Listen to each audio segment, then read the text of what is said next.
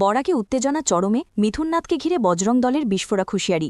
শিলচর বরাকে তীব্র চাঞ্চল্য। শিলচর সহ গোটা বরাক উপত্যকায় রাজনৈতিক মহলে ছড়িয়েছে তীব্র উত্তেজনা। বজরং দলের কার্যকর্তাদের বিস্ফোরক মন্তব্যে নতুন করে উত্তপ্ত হয়ে উঠেছে পরিস্থিতি। তাদের সোজাসাপটা দাবি, বরাকে মিঠুননাথকে কেউ চেনে না, এটা অসম্ভব, বরং তার আইডিওলজি ও আদর্শ মেনেই আজও এগিয়ে চলছে সংগঠন।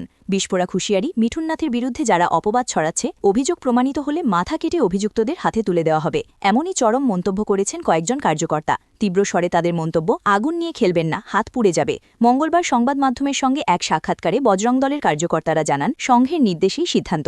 কার্যকর্তাদের স্পষ্ট বক্তব্য, সংঘের নির্দেশ মেনেই মিঠুননাথ মনোনয়নপত্র প্রত্যাহার করেছেন এবং সক্রিয় রাজনীতি থেকে সরে দাঁড়িয়েছেন। গত কয়েকদিন ধরে লাগাতার মিঠুননাথের বিরুদ্ধে নানা ধরনের অপবাদ রটানো হচ্ছে বলে অভিযোগ, তবে এতে ভেঙে পড়েনি বজরং দলের মনোবল, দাবি সংগঠনের। আজও বহু যুবক মিঠুননাথকে একজন হিন্দুত্ববাদী নেতা হিসেবে মানেন, স্মরণ করেন তার আদর্শ।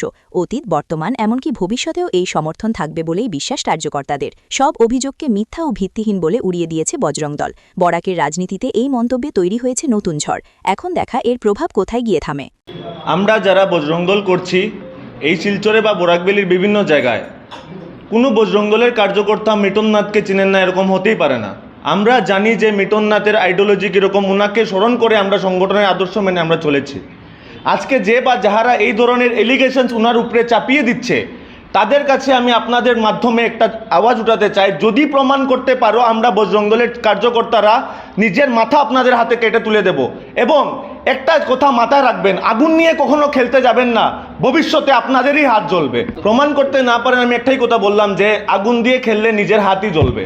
তো বিগত দিনে আমরা দেখেছি যে এভাবে চলছে যে বজরং দলের ছেলেরা বা যারা সংগঠন করতো তারারও হয়তো মনোবল ভেঙে গেছে। আমরা যারা সংগঠন করি বা যারা সংঘের স্বয়ংসেবক, সংঘ পরিবারের যারা কার্যকর্তা, তারা জানি এবং তাদের পুরা বিশ্বাস রয়েছে যে সংঘের নির্দেশে মিঠুননাথ মহাশয় ওনার নমিনেশন উদ্ধ করেছেন, রাজনীতি থেকে উনি বিদায় নিয়েছেন।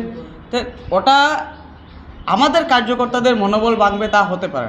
এবং আমরা এখানে যেগুলো কার্যকর্তা রয়েছি, প্রত্যেকের হয়তো বহু কার্যকর্তাদের আইডল রয়েছেন মিঠুননাথ মহাশয়। অনেকের জানি আমরা যে শিলচরের বুকে দাঁড়িয়ে অনেক হিন্দু যুব সমাজ মিঠুননাথ মহাশয়কে হিন্দু যুবনেতা বা আইডিওলজি মনে করেন, আগেও মনে করতো এবং এখনও মনে করে চলছে এবং ভবিষ্যতে সেটা মনে করে চলবে, এটা পুরো স্পষ্ট কথা। আমরা জানি যারা আমরা সংগঠন করি বা সংগঠনে যারা কার্যকর্তা, আমাদের পূর্ণ বিশ্বাস রয়েছে যে এটা কোনো ধরনের কোনোভাবেই সম্ভব নয়, এটা একটা ফেক এলিগেশন।